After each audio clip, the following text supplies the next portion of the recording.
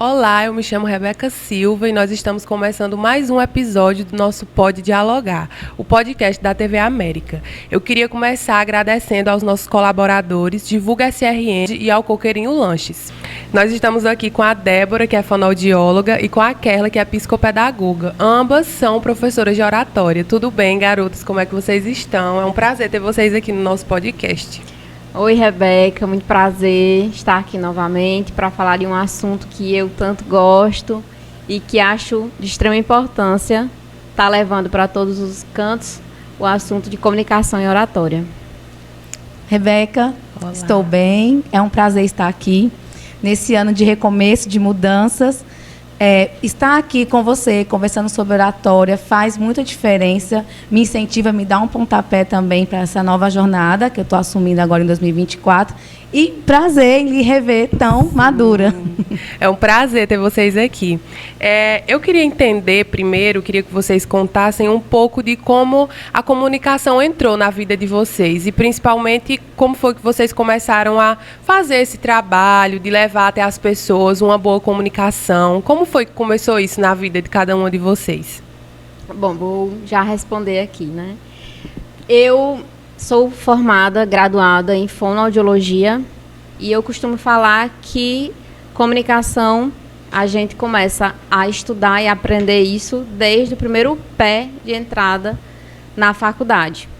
Eu sempre gostei muito de conversar, de interagir, me comunicar com as pessoas.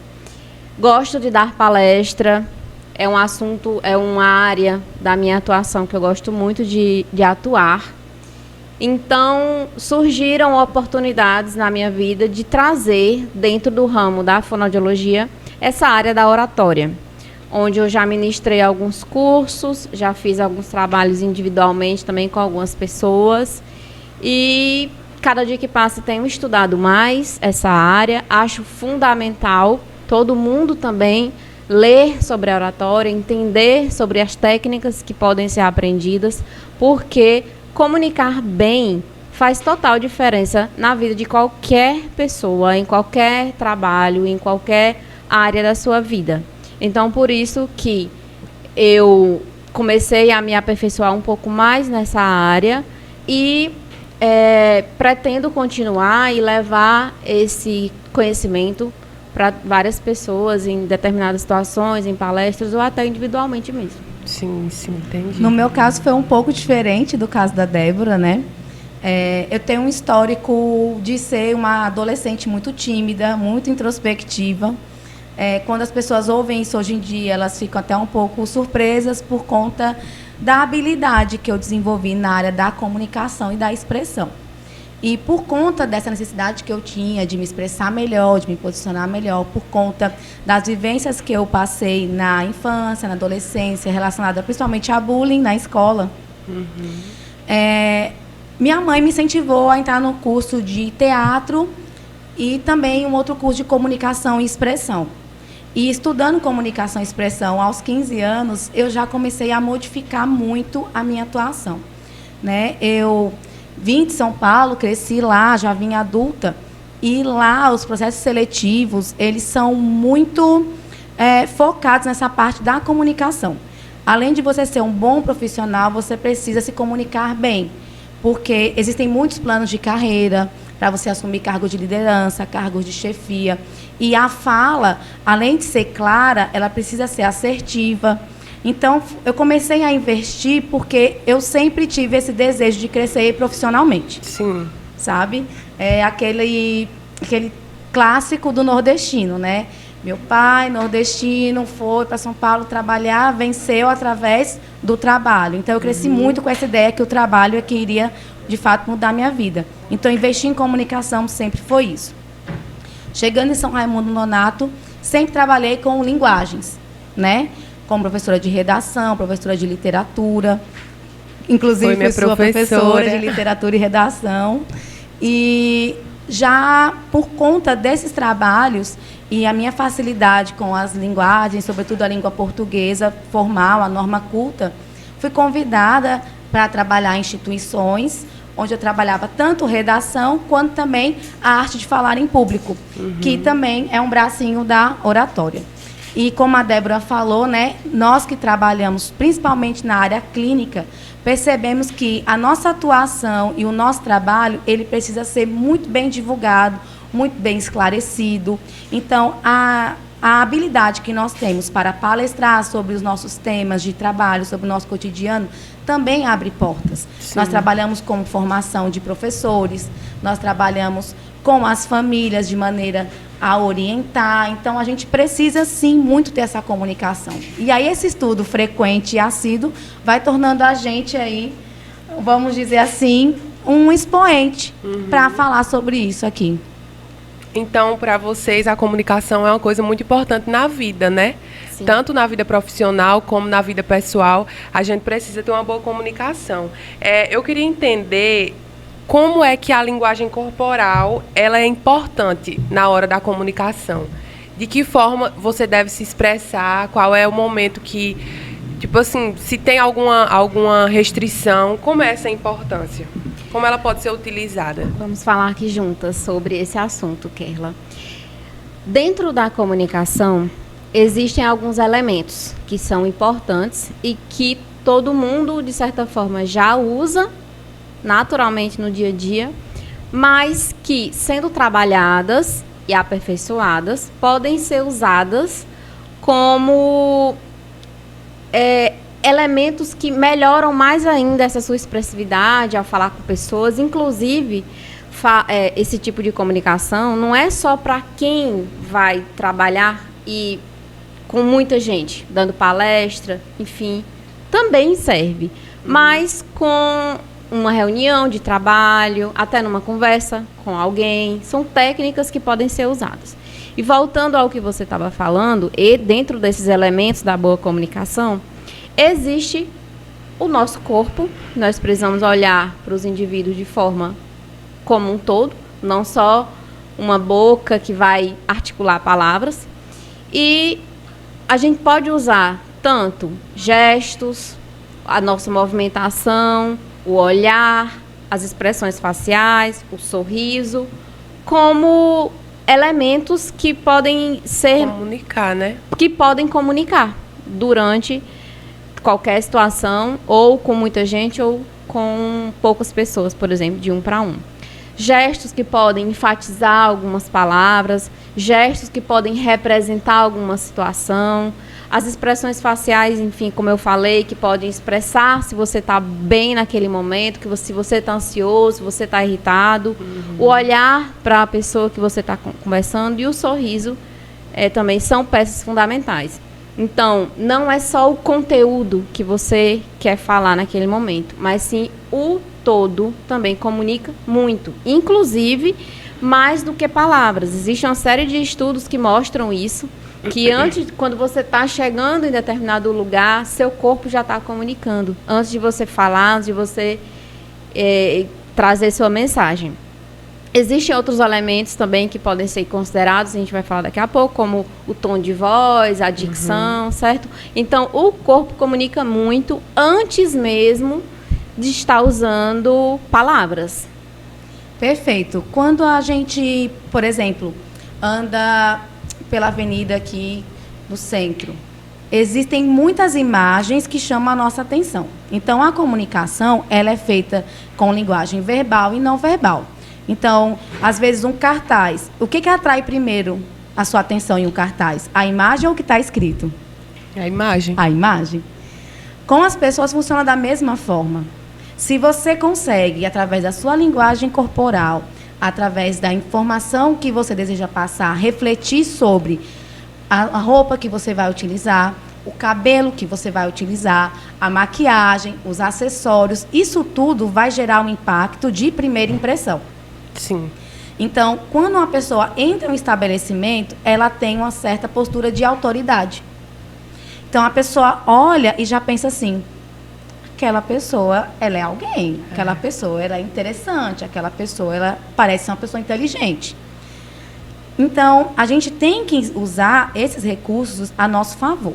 Então, além dessa preocupação com o visual, com a estética, com a higiene corporal, com a escolha assertiva de cada elemento do seu visual, até corte de cabelo, tintura de cabelo. No caso dos homens também a questão da barba, do corte de cabelo. Isso tudo traz uma informação.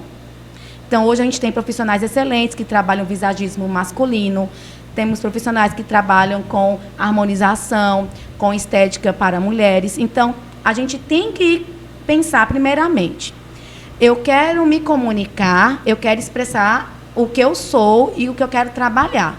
Então, você tem que alinhar o seu conteúdo, a sua sabedoria, a sua inteligência com a imagem que você transpassa. Essa imagem, ela inclui, inicialmente, essa estética, que é essa imagem mais visual. Em segundo lugar, vem a linguagem comportamental, porque o corpo fala o tempo todo. Então, os gestos que você apresenta, as expressões faciais, a maneira como você posiciona as mãos, a maneira como você movimenta as mãos. Muitas pessoas, quando vão se comunicar, acham que quanto mais se movimentar, melhor. Assim. E, às vezes, esses movimentos roubam a atenção, né, do interlocutor, que deixa de prestar atenção em você, para estar prestando atenção no seu movimento, para estar prestando atenção no seu brinco, que não para de balançar, ou na sua camisa, no caso dos homens, que está muito aberta. Então, você não pode deixar que esses movimentos roubem a atenção de quem está ali para te ouvir. Então, esses movimentos, eles têm que vir em harmonia, em consenso com a informação que você está passando. Então, quando você quer dar ênfase, você pode fazer um movimento. E quando você quer manter a concentração, você reduz. Ainda assim, você deve usar a linguagem corporal para dar gatilhos, né? Porque em uma palestra, em uma fala muito extensa, é normal que a pessoa, por estar naquela posição mais passiva, só de ouvinte, ela vá perdendo a atenção, vai perdendo o foco, começa a pensar em outras coisas. Então, você tem que usar a linguagem corporal para dar gatilhos, para chamar a atenção dessa pessoa para você, né? Outra questão também, cuidado com o corpo, né? Principalmente as mulheres que gostam de usar uma roupa mais justa, um decote mais profundo, né? Marcando muito a silhueta. Isso não é interessante, a depender, claro, do seu objetivo nessa fala. Sim. Então, quando a gente fala em mercado profissional, quando a gente fala em se tornar referência em algo, a gente tem que alinhar toda essa estética, toda essa linguagem corporal para que isso aconteça. Nossa expressão, nosso olhar. Uma coisa que é extremamente importante é o olho no olho. Então, buscar esse olhar. Se é uma conversa individual, olho no olho o tempo todo. Se é uma conversa em grupo, uma palestra, busque o olhar da plateia. Observe essas pessoas. E uma dica também que eu acho super legal. Tá na rua, óculos escuros, encontrou uma pessoa, é um network, tira o óculos escuro e converse com essa pessoa. Faz total diferença. É verdade. E uma das coisas que eu acho fundamental de estar se propagando é conscientizar as faculdades de estar trazendo esse tipo de assunto para as graduações, em todas as áreas. Porque uma boa comunicação, como a gente já falou, é importante para todo mundo. Para quem está na saúde, para quem está na humanas, exatas, porque todo mundo, em algum momento, vai lidar com pessoas. Então, eu sempre gosto de falar isso, porque eu acho que, de formiguinha, né, é importante ter esse tipo de trabalho, ou pela faculdade mesmo, trazer para o campus, ou uma matéria sobre isso. Quem se comunica bem se destaca muito mais no mercado de trabalho. Com certeza. Isso é sem dúvida. Existem vários estudos que comprovam que quem se comunica melhor tem um destaque mais elevado e bem mais fácil de se dar bem mesmo na sua profissão. Seria importante, eu acho que você na sua graduação vê muito sobre isso, e isso era importante para todos os outros públicos. Aquela que tem a base na pedagogia também tem uma boa desenvoltura de comunicação, mas seria tão importante nos outros, as outras pessoas ter acesso a esse tipo de comunicação, de informação, lá mesmo na graduação. Daria um salto enorme de qualidade no seu serviço, porque, enfim, comunicar bem abre muitas portas. Essa questão que você está falando das faculdades realmente é importante, e vou puxar até o gancho para a questão do nervosismo quando você vai falar em público. Quando eu entrei no curso, vou dar um exemplo, né? Quando eu entrei no curso de jornalismo, aí eu entrei me achando, eu adoro falar, amo conversar, eu vou arrasar lá. Quando eu cheguei lá, meu Deus, eu tinha uma disciplina que era muito debate. Já todas, né, basicamente, mas eu entrei quando foi no segundo período, aí muito debate, e eu travava. Eu sofri muito na época, era sofrer mesmo, porque eu fazia, o que é que está acontecendo comigo? Eu não consigo. Obviamente, eu entendia que era um ambiente novo, eram pessoas que eu nunca tinha visto na vida, né? Era tudo diferente, um local diferente, eu estava longe de casa, e eu não conseguia. Parecia assim, era uma trava, realmente. Todas as vezes, aí começava a dinâmica na hora do debate. Toda vez que chegava em mim, eu ficava numa ansiedade, numa coisa horrível. Já teve caso de eu sair da sala chorando e ficar muito mal, porque eu sei falar, eu gosto de conversar, mas eu não estou conseguindo me expressar. Foi uma questão que eu tive que ir trabalhando ao longo do tempo. Hoje em dia, eu faço, não é um bicho de 7 cabeças, depois que você começa a falar, tudo vai se resolvendo, mas eu travava. E eu queria que vocês falassem um pouco sobre essa questão do nervosismo, de falar em público, se vocês tiverem alguma dica para dar para o pessoal que está acompanhando. Como é que você faz para que esse nervosismo não atrapalhe na hora de você se comunicar? Bom, existe um estudo, né, na área da psicologia, que a gente também acaba vislumbrando na questão da oratória, de falar em público, que é um encadeamento, né? As sinapses que ocorrem no momento em que você é acionado para falar em público, elas acontecem numa velocidade muito rápida e você não consegue identificar o que está acontecendo. Então, existe uma técnica, né, que é SPEC, S-P-E-C. O S remete à situação. Então, existe uma situação, você é abordado a participar de um debate, você vai falar numa plenária, você vai ser contratado para dar uma palestra. Essa situação, ela vai gerar o P, que são os pensamentos. Então, você vai começar a pensar, não vai dar certo, eu vou engasgar, eu vou errar, eu vou me confundir, eu vou gaguejar. E esses pensamentos, ele vai levar a uma emoção, que vai ser o medo, o choro, a insegurança. E o comportamento pode ser a fuga, pode ser a esquiva, pode ser a passividade, pode ser te tirar desse lugar de fala e te colocar num lugar mais de escuta. Uhum. Mas se você entende que toda situação gera um pensamento, que todo pensamento gera uma emoção e que toda emoção gera um comportamento, quando a situação vem para você, você pensa, bom, se me chamaram para falar, ou se eu tenho essa oportunidade, é porque algo eu sei. Sim. Então, os pensamentos positivos em torno da fala vai gerar emoções de confiança. E o seu comportamento, ele vai ser mais confiante também. Então, mesmo que você erre, porque nós trabalhamos com oratória, mas você pode notar no nosso discurso que nós também nos perdemos, porque nós estamos num diálogo mais aberto, mais informal, né? Não é como uma exposição de um artigo científico, como nós fazemos, ou uma exposição de uma formação, é um bate-papo mesmo. Então, você percebe que no comportamento, todo mundo está passível a erro. E o que você vai fazer com esse erro? O erro é outra situação e o ciclo vai ocorrendo. Uhum. Que tipo de atitude você pode ter para se preparar para as situações? Primeiro ponto, estudar. Ninguém fala bem sobre aquilo que não domina. Estar seguro, né?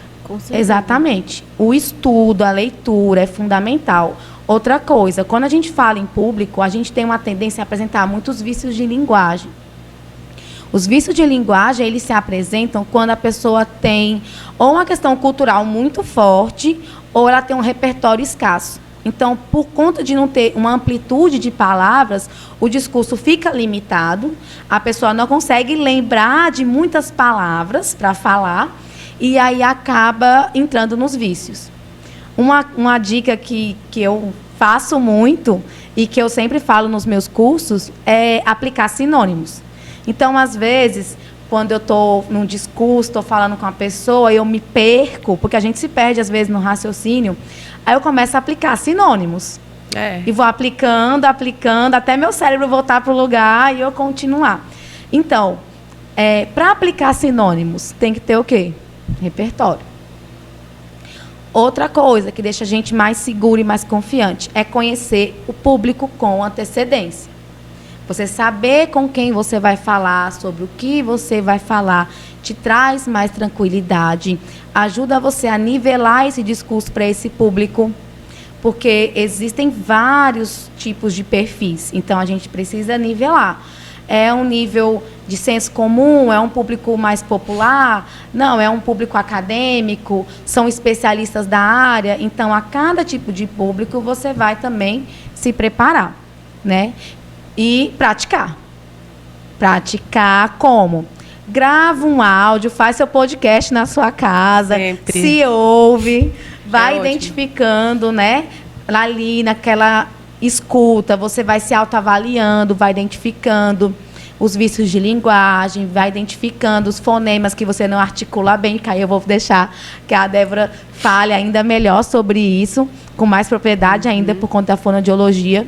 Mas se você percebe que tem dificuldade de articular algum fonema específico, você pode aplicar técnicas e treinos motores, orofaciais, procurar até mesmo uma fonoaudióloga, que quando a pessoa é adulta, ela tem um pouco mais de facilidade, porque ela tem um objetivo mais claro. Então, é como se você vai para a academia. Meu objetivo é ficar malhada, você malha. Então, um adulto, quando procura uma fonoaudióloga, o resultado é bem mais rápido do que com crianças que não entendem tão bem esse objetivo. Também colocar o espelho, falar em frente ao espelho, olhar como o seu rosto se posiciona, identificar também o seu corpo, né? As mãos dentro do bolso, elas não são muito legais, porque indicam um receio, um certo medo. Então, se olhar, se fotografar, se filmar, isso também ajuda bastante para esses momentos, né? Treinar, treinar, treinar, estudar, estudar, estudar. Eu acho que são as dicas mais valiosas mesmo. Quando eu vou apresentar trabalho, a coisa que eu mais faço, eu apresento para mim um bocado de vezes, umas 30 vezes, para ver como é que vai estar. Óbvio que nunca vai sair da mesma forma, mas pelo menos quanto mais você pratica, mais você vai ter naquela segurança do que você vai falar. E essa questão de estudar que você falou também, porque quando você sabe do assunto, apesar de você estar nervoso, você tem a consciência que você estudou aquilo, que você sabe aquilo. E outra coisa que eu queria comentar também é essa questão do pensamento, que na terapia eu aprendi muito essa questão de você mudar o seu padrão de pensamento. Porque da mesma forma que você tem ali um pensamento negativo, você também consegue ter um pensamento positivo sobre aquela situação. A questão é você conseguir mudar, trabalhar, e não é uma coisa fácil, obviamente, é um trabalho constante, você ir trabalhando, mas você pode mudar. Da mesma forma que você pensa uma coisa ruim, eu tô com medo, eu tô com insegurança, eu também posso trazer isso para o lado positivo, porque a mente funciona assim, a gente que tem que comandar ela, né? Não é ela que tem que comandar a gente. Exatamente. E aí, para complementar um pouco isso que você falou e a Kerla, existem alguns tipos de discursos. Esse que você comentou, que nos seus primeiros dias de aula, ali eram discursos que você teria que improvisar de certa forma, talvez em alguma situação. Existem os discursos que você pode se preparar previamente, quando você sabe com quem você vai conversar, o assunto que você precisa se abordar. Por exemplo, em seminários da escola, você se prepara antes, você sabe para quem que você vai falar, então fica um pouco mais fácil. E o discurso lido, que ele aparece quando? O que mais se vê, que é um exemplo bem claro, nos discursos de posse dos presidentes, dos governadores, de prefeitos. Ali ele preparou e pode ler. E até para ler tem técnicas que você pode estar aplicando. Não é só chegar lá e fazer a leitura. O discurso preparado também pode gerar ansiedade, medos. E eu ia falar exatamente o que você comentou agora por último, que existem situações que você pode aprender por si só a controlar essas emoções, e existem situações que você pode buscar ajuda. Existem... O medo é normal, a ansiedade é normal, acontece com todo mundo, mesmo com quem está há muito tempo na área e conversa, sempre é normal acontecer, mas o medo que paralisa, que impacta negativamente na sua vida e que você não consegue fluir, aí esse precisa ser visto, inclusive por psicólogos, em uma terapia. É muito, muito, muito bom buscar uma ajuda profissional quando esse medo paralisa e está impactando negativamente na sua vida pessoal e profissional. Com certeza. Quais são os erros comuns que vocês percebem que as pessoas cometem ao falar em público? Os erros mais comuns que eu vou começar com uma aqui, que eu acho um erro. Para a gente, inclusive, que trabalha na área, é bem fácil se perceber os vícios de linguagem. Quando as pessoas usam vícios de linguagem, é com uma função, às vezes, de preencher um vazio, principalmente quando não tem tanto repertório naquela fala. E esse erro também pode ser corrigido, como a Kerla falou muito bem. Você primeiro tem que se perceber, detectar quais são esses vícios. Um muito comum que eu consigo perceber claramente em várias pessoas é o né. Às vezes no final da frase, às vezes para complementar alguma coisa. E esse né pode ser substituído, inclusive, por uma pequena pausa. Por exemplo, se agora eu não tivesse feito uma pausa, no final eu poderia falar né. Né? Uma simples pausa naquele momento ali. Inclusive, as pausas também têm funções, também podem ser aprendidas, porque uma delas é quando você fala uma frase e deixa uma pausa, serve para o interlocutor fazer uma breve reflexão daquilo que ele acabou de ouvir. Então, os vícios de linguagem, dei o exemplo do né, podem ser melhorados, e eu acho um dos erros principais para a gente estar comentando aqui hoje. Além da questão da fala, eu acho que um dos erros que mais me incomoda é a linguagem corporal mesmo. Eu sou uma pessoa muito visual, então, querendo ou não, quando a gente estuda a linguagem corporal, a gente lê as pessoas. E eu vejo assim, pessoas excelentes, pessoas inteligentíssimas, que quando estão frente ao público tem dificuldade de posicionamento. E aí eu fico olhando assim, pensando, nossa, se eu fosse amiga, se eu fosse mais íntima, eu daria um toque. Eu acho que o que mais chama a minha atenção mesmo é a questão dos comportamentos. Gestos que transmitem insegurança. Principalmente porque a fala, no mercado de trabalho, ela tem que passar segurança e credibilidade. Então, às vezes, bons profissionais perdem grandes oportunidades porque no momento de se apresentar, não conseguem se posicionar de forma adequada. Como também acontece o contrário. Teve até uma pessoa, amiga minha, que fez um comentário que na faculdade ela sempre teve excelentes notas e uma outra colega nem tanto. Mas na hora da defesa do TCC, ela não conseguiu se comunicar tão bem. E por não ter conseguido se comunicar tão bem, ela não demonstrou que tinha domínio. E aí ela não teve a nota tão boa. E essa outra pessoa que não tinha um rendimento, um coeficiente escolar tão elevado, no momento da apresentação, se comunicou tão bem que ficou com 10. E aí essa pessoa ficou assim, impressionada como foi importante. Então, eu acho que, para mim, o principal erro é a questão da comunicação mesmo corporal. Porque se você consegue se organizar visualmente e corporalmente, você consegue até minimizar algumas falhas da sua fala, né? Com exceção de vícios de linguagem muito intensos, que tem pessoas que não conseguem tirar de forma alguma, né?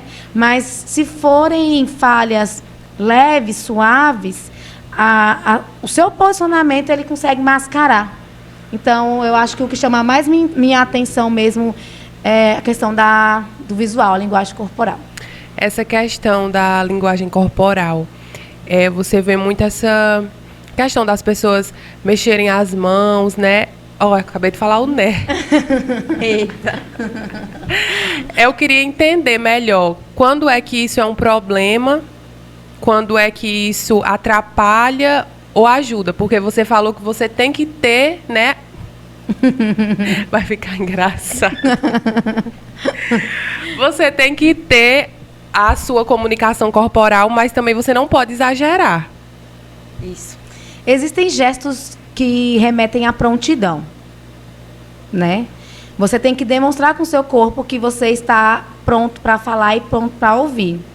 Ter um pouco de cuidado, que às vezes quando a gente fala em prontidão, a pessoa quer colocar as mãos à frente, fica parecendo um pouco um garçom. Porque o garçom está em prontidão para servir. Mas quando eu me refiro à prontidão, eu falo em prontidão para o atendimento de fala. Prosódia, pronúncia, comunicação. É um outro tipo de atendimento. Então, a prontidão de um vendedor, de um balconista, de um garçom, é uma linguagem corporal em que ele coloca geralmente as mãos à frente para mostrar que as mãos estão livres. Né? Se você entrar numa loja, os funcionários estão mexendo no celular, a impressão que dá é que ninguém está ali para lhe atender. E na comunicação também. Só que a gente não tem que ficar naquele gesto de prontidão, mas as nossas mãos, sobretudo a palma, ficar para fora. Porque a palma da mão para dentro, ela já mostra uma pessoa mais fechada. A cruzada de perna, dependendo do lado, também diz alguma coisa. Coçar nariz, coçar a boca, olhar para cima, para o lado direito, olhar para baixo do lado esquerdo. Revelam. Eu não vou falar muito, porque senão a gente dá um curso aqui, né? E a gente quer vender curso. Mas entrega até para você saber se a pessoa está mentindo ou falando a verdade. Isso eu quero saber. Sim. Se é algo que a pessoa está lembrando ou inventando, né?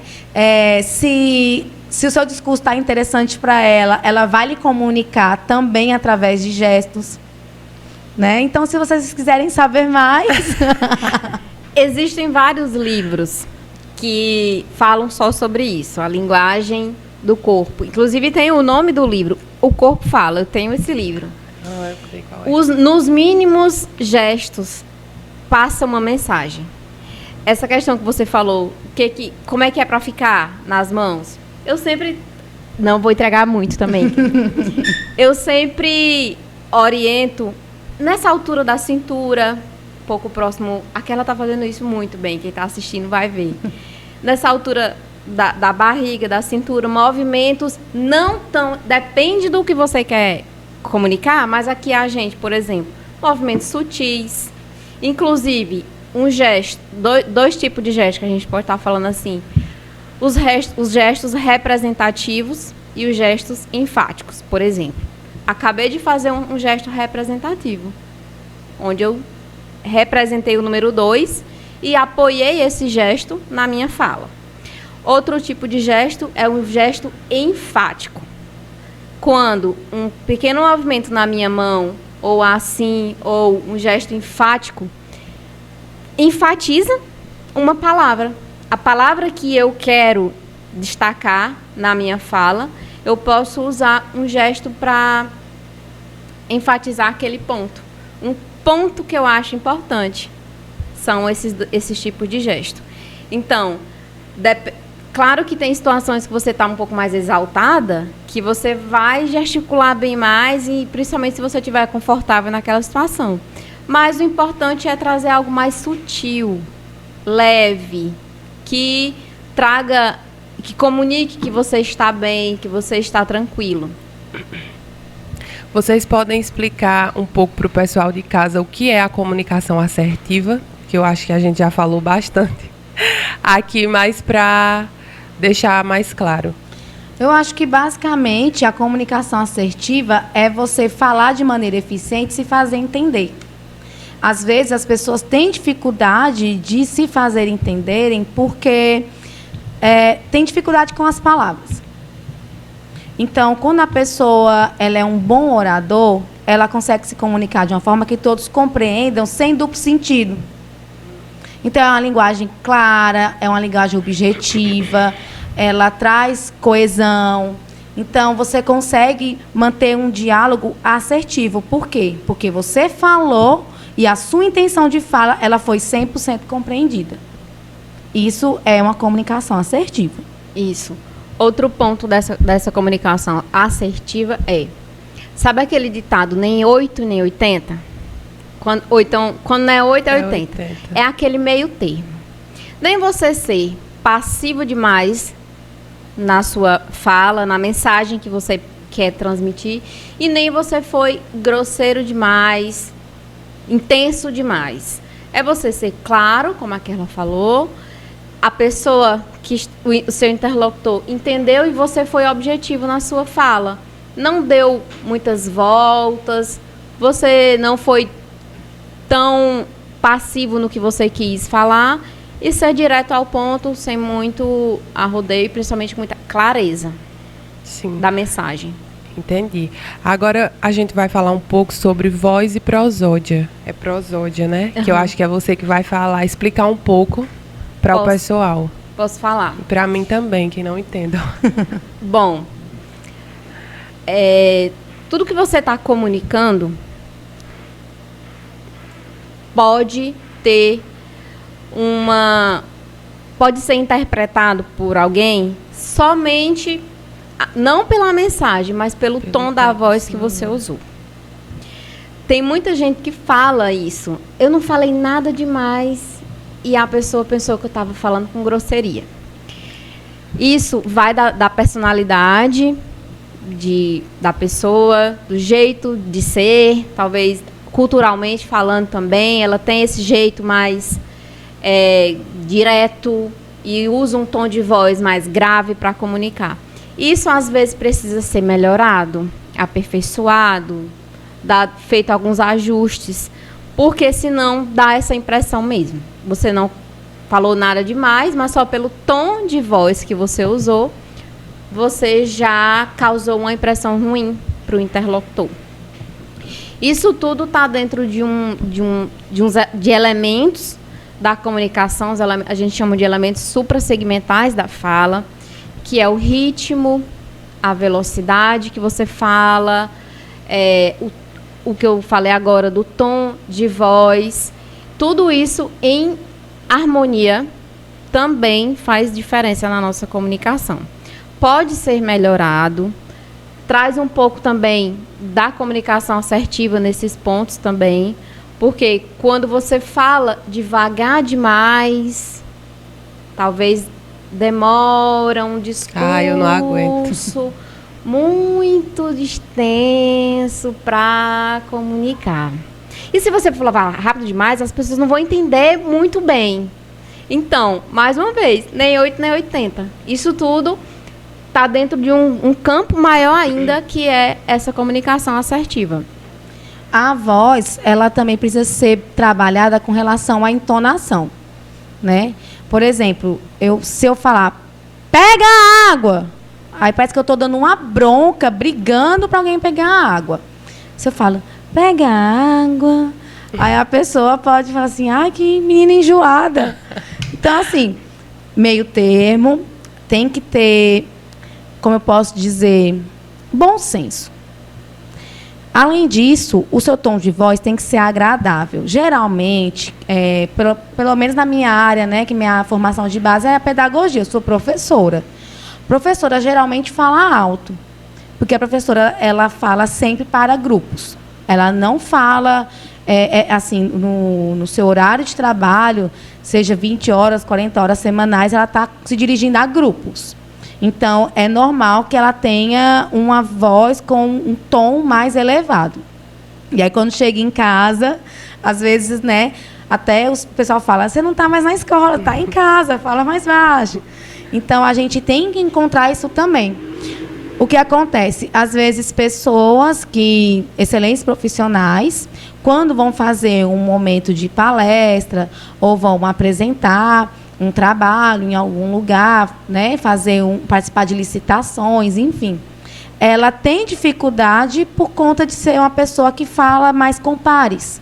Então, ela não tem aquela experiência de falar para grupo.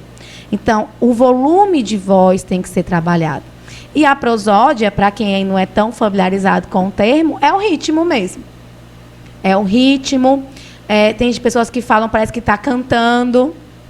Né? Até a questão do nosso sotaque. O Brasil é um país extenso territorialmente e amplo em variedades culturais. Então, o Brasil tem uma série de sotaques. O que a gente precisa é minimizar os tons muito fortes de sotaque, porque, às vezes, pode incomodar o interlocutor. Então, quando a gente assiste, por exemplo, o Jornal Nacional, a gente percebe que os âncoras, eles têm uma fala praticamente neutra, eles não apresentam sotaque. Gravando, sobretudo, no Rio de Janeiro, em São Paulo, ou quando a gente assiste ali aquele Bom Dia Brasil, que eles fazem, né, os links com pessoas que estão em Brasília, pessoa que está na Europa, pessoal que está nos Estados Unidos, você percebe que eles todos têm um nível de fala, de prosódia bem semelhante. Então, já dá para ver ali que eles não aplicam os vícios de linguagem e também não dão muita ênfase ao sotaque. É isso mesmo, a gente aprende também essa questão. E muita gente, às vezes, chega até a pensar que é questão de preconceito. Não, porque não. não quer deixar o sotaque da pessoa, mas não é dessa forma. Eu tenho uma ressalva em relação à questão do sotaque. Por muito tempo, realmente, se obrigou os jornalistas, os profissionais, as pessoas que trabalham em outras regiões, que vão da sua cidade para outra região, neutralizar totalmente. Tira totalmente esse sotaque para você assumir essa função. Não é mais em todos os cargos que se pede isso. Tem determinados jornalistas e determinado programa que é importante ter o sotaque. Não é mais em qualquer situação que se trabalha com esse tipo de que faz esse tipo de trabalho dentro das emissoras, tanto televisões quanto em rádio. Que rádio é que pega a voz, principalmente. Sim. Então, depende muito do programa que aquela pessoa vai apresentar, do contexto que ela está, porque, inclusive, toda emissora tem várias fonoaudiólogas e a gente que às vezes acompanha os Instagram delas e tudo, as postagens, elas sempre estão falando sobre isso agora. Depende.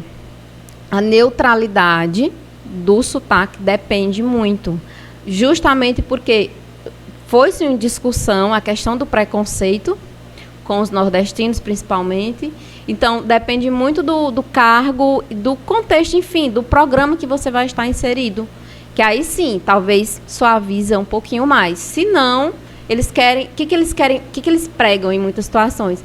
O original. Sim, e outra coisa, o telespectador, ele quer se ver representado também. Exatamente, gera a conexão. A representatividade, a conexão e a naturalidade da sua identidade. É outra questão que a gente discute muito. Isso é polêmico, por exemplo, em algumas situações. Por exemplo, novelas que vão fazer... tem atores que são contratados para fazer papéis de pessoas nordestinas. Tem muitos atores nordestinos, sim, mas eles contratam uma pessoa que não é nordestina, que faz um sotaque totalmente nada a ver que quem é nordestino sabe. Isso. E isso gera revolta, porque tem muitos atores competentes que têm a capacidade para representar o papel de um nordestino por ele ser nordestino, que facilita. Sim. E eles colocam uma pessoa que não tem... Coloca alguém que não tem aquele sotaque, faz o trabalho de colocar o sotaque nela. Fica uma coisa assim, eu acho muito feio. E ao invés de contratar aquele que já tem o sotaque naturalmente falando. Eu estava até revendo aquela novela Cordel Encantado.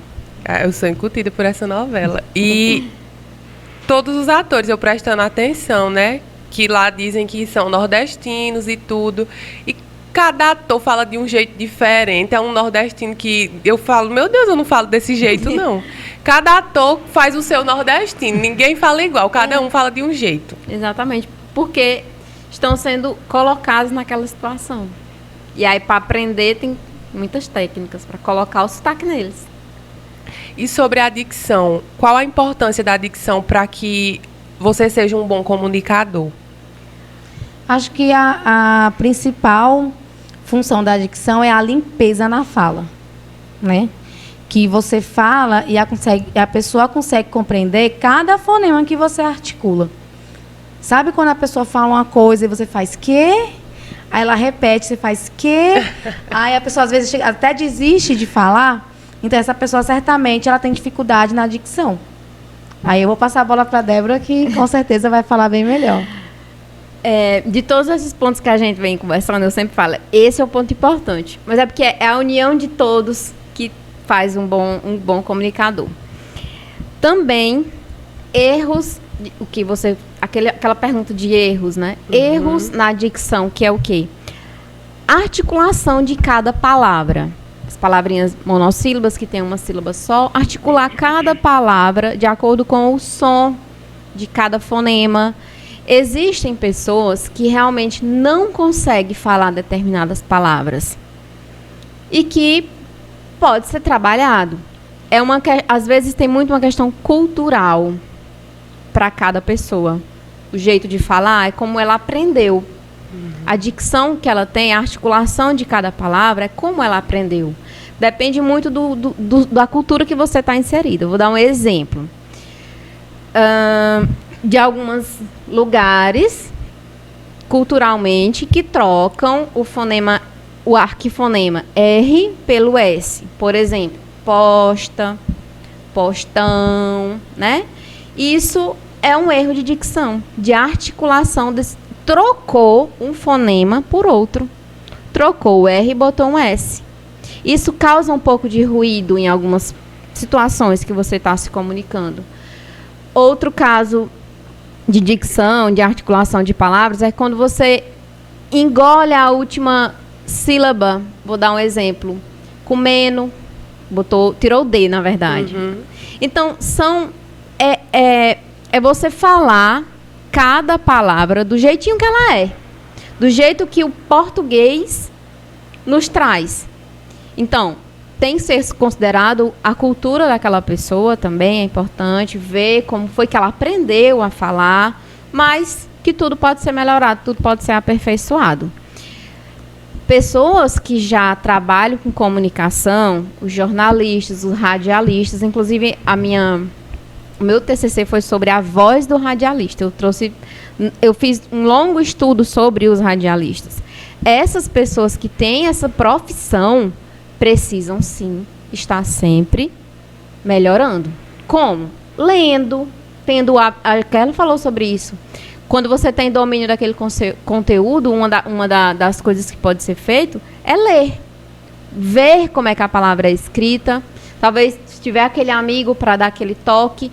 Porque precisa ter uma boa dicção e com clareza da palavra, dos sons, da mensagem que você quer passar. Eu acho fundamental. Sim. Também. Até essa questão do rádio, a gente aprende quando está aprendendo a fazer o roteiro, né, para o rádio. Sim. As palavras que são, por exemplo, em inglês, você coloca lá, é tudo em caixa alta que você coloca e você tem que colocar como você fala, não como a palavra é escrita. Você tem que falar como você fala exatamente, escrever no caso, como você fala exatamente, para na hora que você for ler lá, sim, você não ter a dificuldade, porque você vai falar, como se diz, colocando o português mesmo. E todas as palavras da forma que elas são, da forma que elas são faladas, na verdade, não escritas, porque pode gerar uma confusão ali. E também essa questão do radialista, ele tem que trabalhar com certeza muito mais essa questão da voz, essa questão da fala, porque ele não vai ter a linguagem corporal para ajudar ele. Não vai ter. Ninguém vai estar vendo, só vão estar ouvindo. Isso, é explorar muito. Hoje em dia, né, Eric? É transmitido pelo YouTube em um monte de lugar, mas antigamente, principalmente, não se tinha isso. Era aprimorar e trabalhar muito em cima da prosódia, da melodia, do ritmo, da velocidade e da entonação para você passar uma mensagem melhor através do rádio. Sim. Tem alguma dica dessa questão da dicção para poder aprimorar? Eu já vi uma que era com um lápis, eu acho. Ah, tem várias. Que tem você várias. bota um Não lápis. vamos vender todos os peixes, mas tem. Vou comentar sobre essa, né? Fala. Quando você coloca ou um lápis, caneta ou um palito de picolé entre os lábios e o dente. E aí você fala, por exemplo, eu gosto muito de fazer isso com os meses do ano, que todo mundo sabe. Janeiro, fevereiro, março e vai. Depois você tira e articula os meses do ano também sem o lápis. Porque isso dá um... Com o lápis você tem que exagerar um pouco mais. E aí uma das técnicas também é a técnica de sobrearticulação, que é quando você faz um treino articulando exageradamente. O nome da técnica é exatamente isso, sobrearticulação, articulação exagerada. Isso trabalha a dicção, além do hábito de leitura e talvez se você tiver dificuldade em falar algum fonema específico, talvez é porque você não consiga. E aí a gente tem as técnicas de instalar esse fonema e depois se tornar automático na sua fala. Para a gente finalizar aqui o nosso podcast, eu queria que vocês explicassem um pouco sobre os tipos de discurso. A gente falou um pouco antes, no início, mas eu queria que vocês explicassem um pouco se eles precisam de uma abordagem específica, cada um precisa de uma abordagem específica. Bom, sim e não. Quando a gente vai falar em público, existem, como nós já apontamos aqui, uma série de habilidades que a pessoa precisa ter para que essa fala tenha sucesso. Mas, a depender do tipo de discurso, vai exigir um tipo de preparação diferente. Por exemplo, a pessoa vai ler em público. Ler em público e ler em público ao microfone exige uma série de adaptações, sobretudo com relação à linguagem corporal. Porque não é sempre que você vai ter um microfone que você não precisa segurá-lo. Não é sempre que você vai ter um suporte para colocar o papel da sua fala. Então, aí você já compromete toda a sua linguagem corporal. Porque você está com a mão ocupada, uma com papel, outra com o microfone. Se você estiver tremendo, já entrega. Aí está tremendo, que é mais difícil ainda. Outra coisa, ao falar ao microfone, né? Além do distanciamento adequado, a maneira como você segura, se você cobrir muito o seu rosto, né? Segurar o microfone muito próximo dessa parte onde a voz é captada e colocar ele muito para cima, você tampa pontos importantes da sua face que na linguagem corporal da comunicação são primordiais. Justamente por conta da prosódia e da entonação, se a pessoa não unir a fala com a prosódia, com a entonação, com a sua linguagem corporal, ela pode ter as falhas na comunicação, os ruídos na comunicação, e a comunicação deixa de ser assertiva. Então, por exemplo, no discurso lido, né, que é um dos tipos de discurso, a pessoa precisa fazer essa leitura prévia, porque durante essa leitura ela vai ter que manter a troca de olhar com o público. Não é só olhando para o papel. Não é só olhando para o papel. Então, não tem como você ler bem um texto pegando ele pela primeira vez. Você precisa ler, se familiarizar com as palavras. Se o texto não foi elaborado por você, você pode adequar palavras que encaixam melhor com a sua capacidade de dicção, né? Outra coisa, quando a gente lê, principalmente as pessoas adultas, a gente tem muita memória visual das palavras. A gente não lê como as crianças que vão silabando, formando as palavrinhas e lendo. A gente bate o olho, por exemplo, eu bato o olho, eu sei que ali está escrito América. Eu não preciso olhar letra a letra. Então, se você conhece o texto, você, batendo o olho, você consegue acompanhar essa leitura e manter a troca de olhares, né?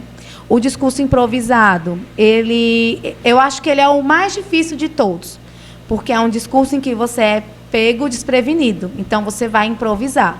O sucesso nesse discurso, ele vai se basear exclusivamente no seu domínio.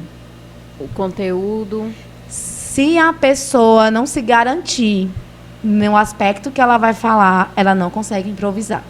Ela vai se perder, ela vai ter muitas lacunas na fala, ela não vai conseguir fazer isso de maneira assertiva, não passando a comunicação adequada, nós já sabemos o resultado. A pessoa pode perder até uma promoção no trabalho, ela pode perder uma oportunidade de emprego, ela pode perder um paciente, ela pode perder um cliente. Então, a fala improvisada, ela é uma fala assim, que exige muito de quem fala, né? Como nós aqui, um podcast basicamente fala improvisada. Nós estamos aqui, né, batendo um papo. Então, com certeza, se nós não tivéssemos domínio sobre isso, a gente não conseguiria passar quase 1 hora falando, ainda tendo mais coisas para falar, que a gente conseguiria passar horas aqui conversando sobre isso, né? E aí eu vou passar a bola para a Débora para falar dos demais tipos de discurso. Vamos acrescentar mais um tipo de discurso aqui no exemplo. O discurso que você que não é o lido, não é o improvisado, mas que você tem a oportunidade de se preparar. Vou dar um exemplo de um discurso preparado. Exatamente, por exemplo, os comícios. Esse ano vai ter. É ano de política, vai ser diferente de 2020. Eu já andei dando palestras para algumas câmaras de vereadores, que vereadores de primeiro mandato, que foram da campanha de 2020 e vão passar por essa experiência agora esse ano. Precisa melhorar a comunicação. Tem como se preparar para esse tipo de discurso. Você sabe, é um discurso agendado, você sabe o público que você vai, a comunidade que você vai, o nível, talvez, intelectual das pessoas que estarão lá, já sabe que vai precisar do microfone, já sabe que vai precisar de uma série de coisas. Esse tipo de discurso também é um dos menos complicados. É mais fácil do que o improvisado. Então, você tem a oportunidade de, enfim, se preparar para aquele momento. Uma das coisas que eu gosto de falar também sobre o discurso de improviso que a Kerla falou é quando você, em uma conversa, Rebeca, fale para mim o que você acha do aquecimento global. Aí você, o que eu sei de aquecimento global? Uma das técnicas mesmo é você lembrar de alguma coisa. Olha, o aquecimento global. Me lembrei de uma vez que eu estava em determinado lugar e talvez se tiver como também, né? Sei lá, uma vez no curso eu falei, fale aí sobre sapatos. E aí você tenta lembrar, olha, uma vez eu estava numa loja e uma vendedora, quando você remete às lembranças que você vive, você consegue discorrer melhor aquele tipo de discurso. Então, basicamente, o que a gente pode trazer hoje são esses 3 tipos. O improvisado, o discurso que você lê e o que se prepara, que não é o lido, mas que você tem como se organizar previamente. Ótimo. Meninas, obrigada por a presença de vocês aqui. Eu tenho certeza que foi um episódio muito edificante, que as pessoas conseguiram aprender muito. Eu aprendi muito com vocês. E vocês têm mais alguma coisa para falar? Vocês estão com um curso? Temos um projeto para 2024, sim, de estar trazendo mais cursos, preparando as pessoas para esses tipos de situações onde a comunicação é fundamental. É uma das coisas que a gente prega muito, que quem se comunica bem tem destaque, se insere melhor no mercado de trabalho. E brevemente nós vamos falar mais sobre isso com todo mundo. Eu gostaria de agradecer muito, minha segunda vez aqui. Enfim, eu gosto muito de falar sobre isso e acho que o trabalho de vocês nesses podcasts está sendo muito valioso e enriquecedor para toda a sociedade que assiste. Obrigada. Eu também agradeço muito, Rebeca. Foi muito legal te ver assim, tão adulta.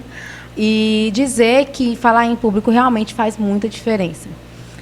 Pessoalmente, eu acho que quando a gente lembra um pouquinho do início do podcast para agora, eu vejo como a oratória mudou realmente a minha vida, me colocou em uma posição que meus pais não me viam, né, aos 12, 13, 14 anos, e que profissionalmente me garante muitos frutos. né? Então, falar em público, ele beneficia, é uma habilidade que beneficia não só pessoas que querem dar palestras, mas beneficia a psicopedagoga que está na clínica todos os dias, atendendo famílias que precisam explicar sobre desenvolvimento humano, que precisa explicar sobre aprendizagem, que muitas vezes precisa falar de assuntos delicados com a família, discutir diagnósticos. Então, é uma fala mais sensível, é uma fala mais humanizada, que a gente nem pôde abordar também, né, nesse podcast, a questão da humanização da fala, porque realmente oratória é um mundo enorme. Então, eu convido qualquer profissional de todas as áreas, principalmente profissionais liberais, autônomos, pessoas que querem, de fato, se posicionar melhor, ter uma marca mais imponente na sociedade, quem tem interesse em fazer network, quem tem interesse em fazer conexões, precisa, para ontem, aprender a falar bem, aprender a se comunicar com assertividade, aprender a utilizar a fala ao seu favor com eficiência.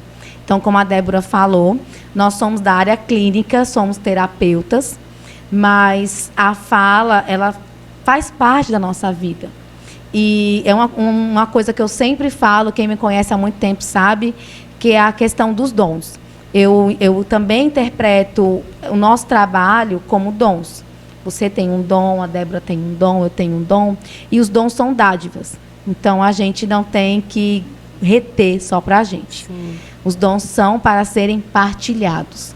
Então, foi um prazer estar aqui partilhando com vocês essa habilidade que nós temos, essa vocação, e principalmente esse ano, que a gente sabe que na região tem muitas pessoas com essa demanda, para aprender a falar melhor. Se quiser, pode entrar em contato com a gente, que nós vamos fazer, sim, esses atendimentos. E só para complementar, a que ela falou em dom, e eu lembrei de uma dúvida que muita gente tem.